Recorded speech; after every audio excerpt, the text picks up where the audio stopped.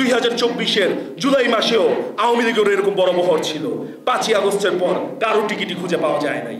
আজকে যারা মনে করেন বাংলাদেশে আর কোনোদিন দিল্লির দাসত্ব কায়েম করতে দিবেন না, তাদেরকে অবশ্যই মনে রাখতে হবে দিল্লির প্রেসক্রিপশনে দিল্লির স্টেশন হেডদের সাথে মিটিং করে যারা বাংলাদেশে নতুন করে রাজনীতি করতে চায়, যারা বাংলাদেশে আওয়ামী লীগকে ফিরিয়ে আনতে চায়, যারা মনে করে আওয়ামী লীগ নির্বাচন করবে কি করবে নাকি আওয়ামী লীগের সিদ্ধান্ত, তাদের বিরুদ্ধে আমাদেরকে ঐক্যবদ্ধ থাকতে হবে এবং আমাদেরকে সুস্পষ্ট অবস্থান নিতে হবে। আওয়ামী লীগকে নিয়ে নতুন করে সিদ্ধান্ত দেওয়ার কিছু নাই। 5ই আগস্ট 2024 বাংলাদেশের সাধারণ মানুষ আওয়ামী লীগের ব্যাপারে স্পষ্ট তাদের সিদ্ধান্ত জানিয়ে দিয়েছে। তাই বাংলাদেশের রাজনৈতিক দলগুলোকে অনুরোধ করব, আওয়ামী লীগের বিচারের দাবিতে আপনারা ঐক্যবদ্ধ হন।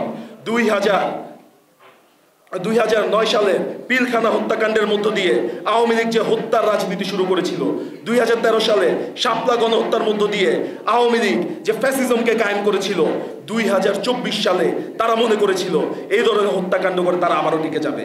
তারা এক রাতে শতাধিক আলেমকে হত্যা করেছে। তারা মনে করেছিল প্রতি রাতে এরকম শতাধিক ছাত্র জনতাকে হত্যা করেও জুলাই আগস্টে শেখ হাসিনা তার ক্ষমতা টিকিয়ে রাখবে। তাই আমাদেরকে ওই ঐক্যমতে আসতে হবে। শেখ হাসিনার মতো রং হেডেড পার্সন যারা, এবং এই রং হেডেড পার্সনের নেতৃত্ব মেনে বাংলাদেশে 15 বছরের ফ্যাসিজম যারা কায়েম করেছে, যারা তার পেছনে রাজনীতি করেছে, আওয়ামী লীগ, যুবলীগ, ছাত্রলীগ, তাদের কাউকে বাংলাদেশের রাজনীতিতে ফিরতে দেওয়া যাবে না এবং তাদের বিচার নিশ্চিত করতে হবে। দল হিসেবে আওয়ামী লীগের বিচার নিশ্চিত করতে হবে এবং আওয়ামী লীগকে নিষিদ্ধ করতে হবে।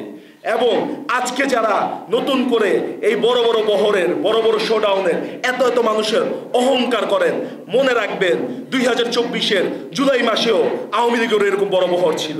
5ই আগস্টের পর কারো টিকিটই খুঁজে পাওয়া যায় নাই।